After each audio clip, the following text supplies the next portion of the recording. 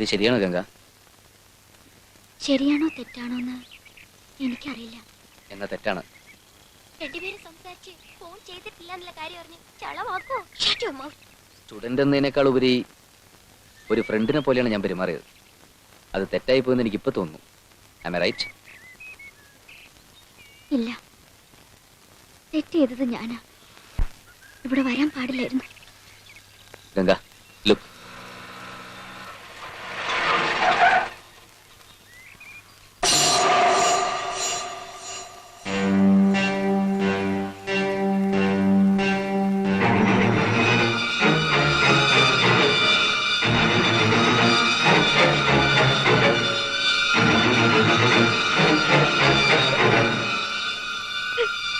ഏയ് ഗംഗ, എന്താ ആരെങ്കിലും കണ്ട എന്ത് വിചാരിക്കും? ഗംഗ കരയരുത് പ്ലീസ്.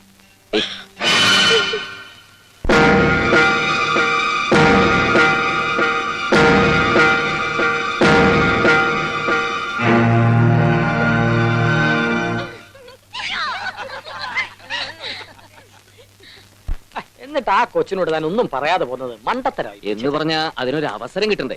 പറഞ്ഞു തുടങ്ങിയപ്പോഴത്തേക്ക് ആ കൊച്ചു കരയാൻ തുടങ്ങി. പിന്നെ ആരെങ്കിലൊക്കെ കണ്ട് കൂടുതൽ ചളാവുന്നവരുമ്പോ ഞാനിങ്ങ് വലിഞ്ഞു. ഓഹോ, അപ്പൊ പ്രേമലേഖനം കൊടുപ്പിൽ നിന്നും കരച്ചിൽ വരെ എത്തി.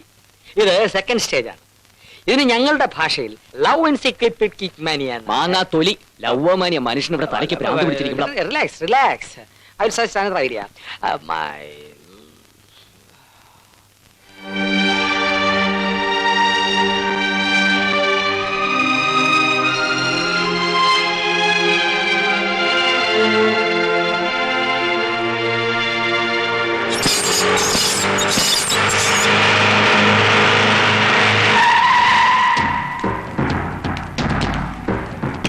തുറക്കടാ കഴിവറി വാതില് തുറക്കടാ.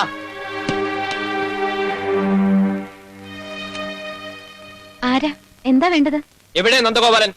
അവനെ ഒന്ന് കാണാൻ വന്ന. തപ്പിത്തിരക്ക് ഒരുപാട് ബുദ്ധിമുട്ടി. ഒന്ന് കാണാൻ പറ്റുമോ? എന്താ കാര്യം? അങ്ങോട്ട് പറഞ്ഞു കൊടുക്കടാ. മുട്ടിപ്പായി തൊഴുത് ഇത്തിരി നേർച്ചയും കൊടുത്തിട്ട് പോകാനാ. ഞങ്ങളുടെ ഗംഗാമോളെ പഠിപ്പിക്കണ സാറല്ലയോ? ആളിവിടെ ഇല്ല. ഓ, ചെറ്റപ്പൊക്കാൻ ഇറങ്ങിയതായിരിക്കും അല്ലേ? കുറച്ചുകൂടി അന്തസ്സായിട്ട് സംസാരിക്കണം. പാറേപ്പറമ്പന്മാരെ ആരും അന്തസ് പഠിപ്പിക്കണ്ട. ആ കഴിവേറി വരുമ്പോ പറഞ്ഞേക്ക് അവന്റെ പ്രേമക്കുത്തി ഞങ്ങളുടെ പെങ്ങളോട് വേണ്ടാന്ന്. പാറേപ്പറമ്പന്മാരോട് കളിച്ചാലുണ്ടല്ലോ അരിഞ്ഞു കളയും. വാടാ.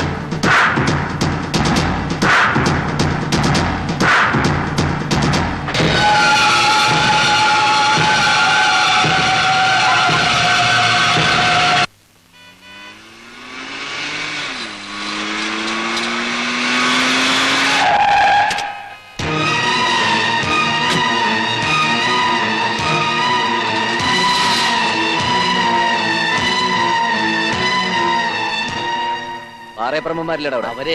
അവര് തിരുവനന്തപുരത്ത് പോയിരിക്കാം. നമ്മളാരാ? ആരാച്ചാര്? അപ്പോഴേ വല്ലതും പറഞ്ഞേപ്പിക്കാനുണ്ടേ പറ.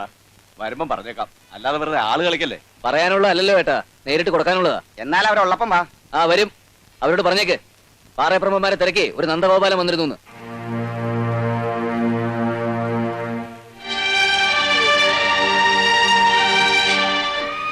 മോളെ, എഴുന്നേറ്റ് വന്ന് എന്തെങ്കിലും കഴിക്ക്. അല്ല, ഇവിടെ അങ്ങനെ മുറി അടച്ചിട്ട് നിരാഹാരം എടുക്കാനാണോ തീരുമാനം? ഏത് കാര്യത്തിലായാലും എടുത്തിയാട്ടം നല്ലതല്ല. ആരെങ്കിലും എന്തെങ്കിലും ഫോണിൽ കൂടെ വിളിച്ചു പറഞ്ഞു വെച്ചിട്ട് എന്തെങ്കിലും? അപ്പൊ ഞാൻ എന്റെ കണ്ണോണ്ട് കണ്ടതൊക്കെ സ്വപ്നമാണോ? നീ എന്ത് കണ്ടുന്നാ? അവന്റെ ഒരു സ്റ്റുഡന്റുമായിരുന്നു സംസാരിക്കുന്നത് കണ്ടു. നിനക്ക് പരിചയമുള്ള ആളെ കണ്ടാ നീ സംസാരിക്കില്ലേ? അപ്പൊ ആ കുട്ടിയുടെ ഏട്ടന്മാരൊന്ന് പറഞ്ഞതോ? ആ കുട്ടി അങ്ങനെ എന്തെങ്കിലും വേണ്ടാതിനെ കാണിച്ചു വെച്ചിട്ട് നന്ദു എന്ത് തെറ്റ് ചെയ്തു? തെറ്റൊന്നും ചെയ്തിട്ടില്ലെങ്കിൽ പിന്നെ അങ്കിള് വിളിച്ചു എന്നോട് കള്ളം പറഞ്ഞു എന്തിനാ? അത് പിന്നെ വേണ്ട, അങ്കിള് കിടന്ന് ഉരുളണ്ട. മോളെ, കുടുംബമാവുമ്പോ ഇങ്ങനെയൊക്കെ ഉണ്ടാവും. നമ്മൾ വേണം പൊറുക്കാൻ. ഈ ഡോക്ടർ എന്നെ നല്ല പ്രായത്തിൽ എന്തൊക്കെ കുലുമാലം ഉണ്ടാക്കിയിട്ടുണ്ടെന്ന് അറിയോ നിനക്ക്? നീ വിചാരിക്കണ പോലത്തെ കുറ്റൊന്നും നന്ദു ചെയ്തിട്ടില്ല. സത്യത്തിൽ എന്താ ഉണ്ടായെന്ന് തുറന്നു പറയാൻ വേണ്ടിയാവും വന്ന്. നീ സമ്മതിച്ചില്ല. ഓഹോ, അപ്പൊ എന്തൊക്കെയോ ഒളിച്ചിരുന്നു എന്നുള്ളത് സത്യമല്ലേ? എനിക്കറിയാം. അങ്കിളും കൂടി ചേർന്ന് എന്നെ വിഡ്ഢിയാക്കുമായിരുന്നു. എന്താ ഇതിനൊക്കെ പറയാ? വേണ്ട, ആരും ഒന്നും പറയണ്ട. ഒക്കെ എനിക്കറിയാം. പറയണ്ടെന്ന് പറഞ്ഞാ ഇതൊക്കെ കണ്ടിരിക്കാൻ എന്നെ കൊണ്ടാവില്ല. ബുദ്ധിമുട്ടാണെങ്കിൽ പറഞ്ഞോളൂ, ഞാൻ വല്ല ഹോസ്റ്റലിലേക്ക് മാറിക്കോളാം. എന്തിനാ എഴുതാപ്പുറം വായിക്കണേ? ഇത് നിന്റെ വീടാ. നിനക്ക് ഇഷ്ടമുള്ളവരെ ഇവിടെ നിൽക്കേ പോവോ, എന്താ ചെയ്യാം. വാശിക്ക് നാശെന്ന് കേട്ടിട്ടില്ല മോളെ. അളിയോ വന്ന് ചോദിച്ചാൽ സമാധാനം പറഞ്ഞിട്ട് ഞാനാ. എനിക്ക് അത്ര പറയാനുള്ളൂ. അജ്ഞാത ഫോണിന് പിന്നിൽ പ്രവർത്തിച്ച അഭ്യുദയകാംക്ഷി ആരാണെന്ന് ഞാൻ പറയാം. ആരാ? ഇന്നരയെ വിവാഹം കഴിക്കാനായി റിക്വസ്റ്റ് ചെയ്ത് പരാജയമടഞ്ഞ ഏതെങ്കിലും കോളേജ് മേറ്റ്സ് ഉണ്ടോ? ഇല്ല. അല്ലെങ്കിൽ ഭാര്യമാരെ വിവാഹം കഴിക്കുന്ന ആരെങ്കിലും റിക്വസ്റ്റ് ചെയ്യോ? നരിച്ച്. വിപ്രദോഷം പറയാതടാ. അപ്പൊ പിന്നെ അഭ്യുദയകാംക്ഷി എന്ന വേഷം കെട്ടാൻ ഒരേ ഒരു ശത്രുവേ ഉള്ളൂ. ശത്രുവോ? എനിക്കങ്ങനെ ആരും ശത്രുക്കൾ ഇല്ലല്ലോ. ഉണ്ടല്ലോ, കറിയാച്ചൻ. അത് അങ്ങനെ വാക്ക് ഇംഗ്ലീഷ് ഇല്ല.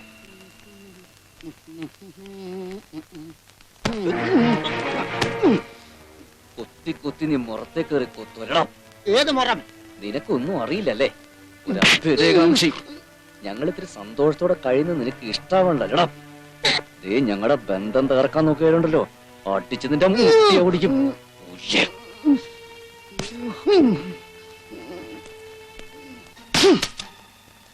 നിങ്ങൾ തമ്മിലുള്ള ബന്ധം തകർക്കരുതെന്നല്ലേ? എന്റെ മുട്ട തല്ലി ഒടിച്ചിട്ട് എന്റെ ഭാര്യയോടൊപ്പം നിനക്ക് പൊറുക്കണം. ആരാരുടെ മുട്ട തല്ലി ഒടിക്കുമെന്ന് നമുക്ക് കാണാം. വരൂ, കമ്മിങ്. ഇങ്ങോട്ട് സിറ്റ് ഡൗൺ. ഇരിക്കൂ. ആ പിന്നെ അണ്ണാമാരെ അവിടെ വെക്കൂ. പേഷ്യൻസ് മാത്രം ഇവിടെ ഇരുന്നാ മതി. അറ്റൻഡേഴ്സിനെ ആവശ്യമുള്ളപ്പോ വിളിക്കാം. ആ, ഫസ്റ്റ് ട്രീറ്റ്മെന്റിന്റെ റിയാക്ഷൻ എന്തായിരുന്നു? കള്ളക്കാമുകനകത്തുള്ളത് കൊണ്ടാണ് വാതിൽ തുറക്കാത്തതെന്ന് പറഞ്ഞ് ബഹളം കൂട്ടി. നാട്ടുകാരുടെ മുമ്പിൽ മാനം പോവാതെ രക്ഷപ്പെട്ടത് ഭാഗ്യം. സാരമല്ല, നമുക്ക് സമീപനം മാറ്റാം. സിഗ്മണ്ട് ഫ്രോയിഡ് തെറാപ്പി ഒന്ന് പരീക്ഷിച്ചു നോക്കാം. എന്നതാ?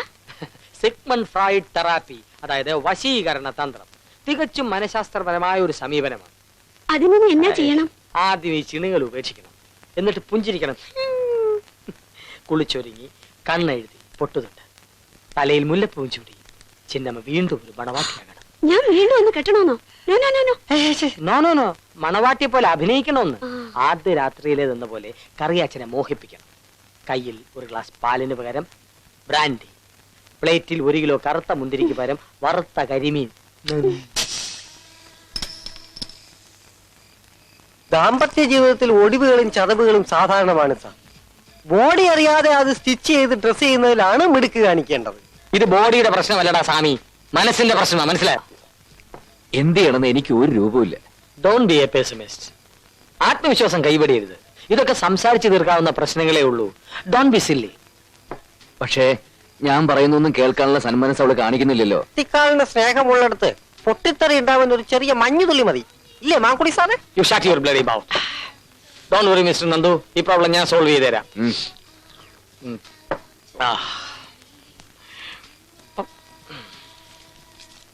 അട്ടിപ്പ ഉടയ്ക്കടാ. ഏയ് ഞാനെടുത്തില്ല. വെക്കടാ.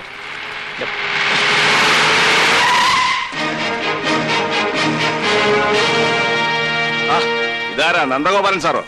എടാ മാത്തുക്കുട്ടി, ഞാൻ അപ്പോഴേ പറഞ്ഞില്ലോടാ തേടിയ വള്ളി ബാറി ചുറ്റൊന്ന്. ആ ചുറ്റ കണ്ടോ? നീ കടയിൽ വന്ന് വെല്ലുവിളിച്ചെന്ന് കേട്ടല്ലോ. ആ നിൽക്കുന്നവനെ അടിച്ചവന്റെ ഷേപ്പ് മാറ്റി. ബാക്കി കാര്യം ഞാൻ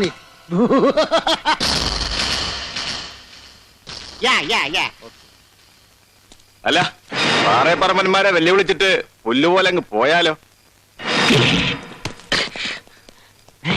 ഇതാരാ? ഗുണ്ടകളെ കൊണ്ട് തല്ലാവുന്നതാണോ? അടിച്ച് താക്കണല്ലോ അത്രയും.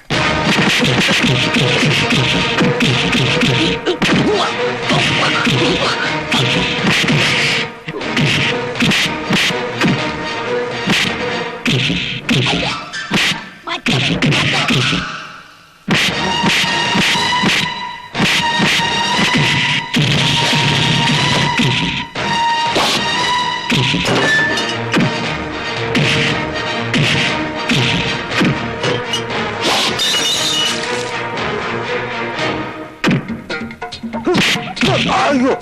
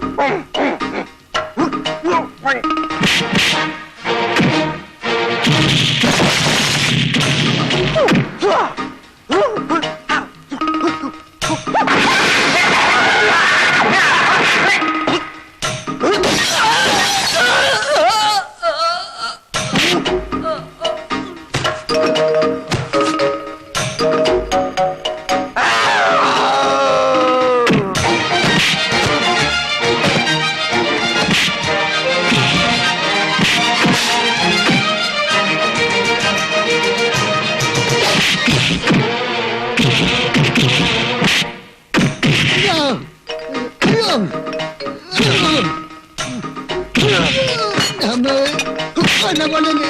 അയ്യോ എന്നെ,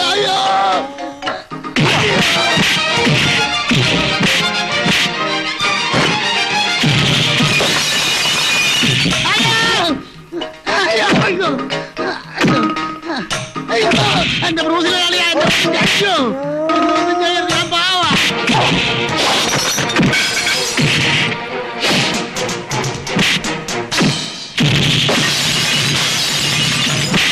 എന്നെ കൊല്ലരുത്. ഇന്നലെ ഓടി വാടിവിനെ പിടിച്ച് പൂട്ടടി.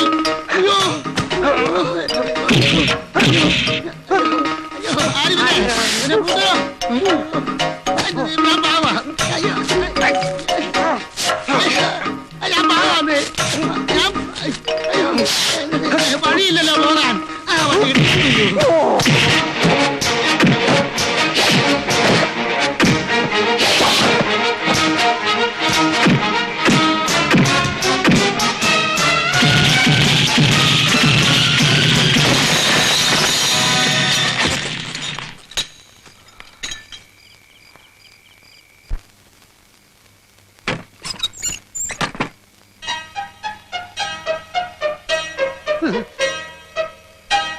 സോറി, വീട് മാറി. കറിയേട്ടാ,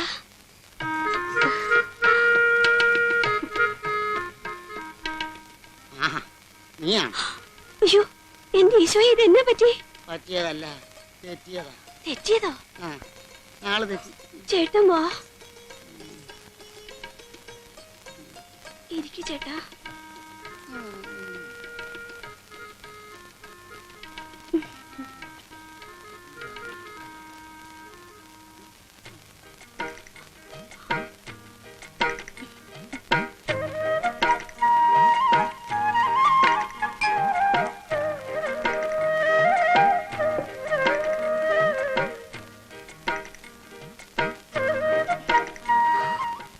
ചേട്ടാ,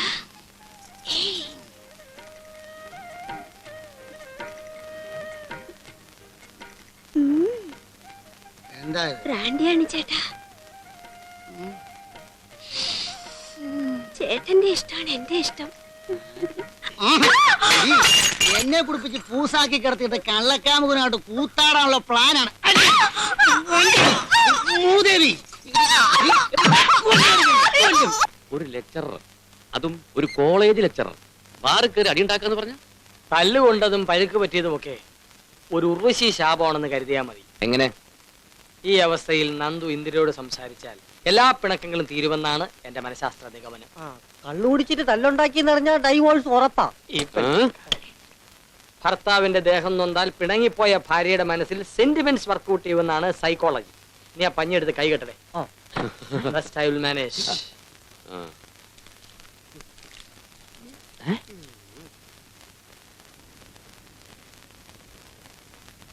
എന്തത്ര ലേറ്റ് ആയത്? മദ്യപിച്ച് ലക്ക് കേട്ട് പാറയപ്പറമ്പന്മാരായി തല്ലുണ്ടാക്കി ഒരുത്തനെ ആസ്പത്രി കൊണ്ടുണ്ട്. ശുശ്രൂഷിക്കാതിരിക്കാൻ പറ്റുമോ? അതിനിവിടെ വേറെ ഡോക്ടർമാരുണ്ടല്ലോ. ഉണ്ട്, പക്ഷേ ആള് നമ്മുടെ സ്വന്തം ആളായി പോയില്ലേ. സ്വന്തം ആളോ? അതാരാ? ആളെ നിങ്ങൾ അറിയും, നന്ദഗോപാലൻ. ഭാര്യ തെറ്റിദ്ധരിച്ചു എന്ന് പറഞ്ഞ് ജീവിതം നശിപ്പിക്കാൻ ഓരോരുത്തരെ ഇറങ്ങി തിരിച്ചാ പിന്നെ എന്താ ചെയ്യാ? ഈശ്വര, അഡ്മിറ്റ് ചെയ്തിരിക്കാ? ഏയ്, ദൈവാധീനത്തിന് വലിയ പരിക്കൊന്നും പറ്റിയിട്ടില്ല. ആളെ ഞാൻ കൊണ്ടുവന്നുണ്ട്. ഉമ്മറത്ത് ഇങ്ങോട്ട് കയറാൻ കൂട്ടാക്കണില്ല. ഇവളോട് എന്തോ സംസാരിക്കാണ്ടത്രേ. ഇനിയെങ്കിലും അവന് പറയാനുള്ളത് കേൾക്കാൻ സന്മനസ് കാണിച്ചില്ല അച്ഛാ. എന്താ ഉണ്ടാവാൻ പോണെക്ക് നിശ്ചയില്ല.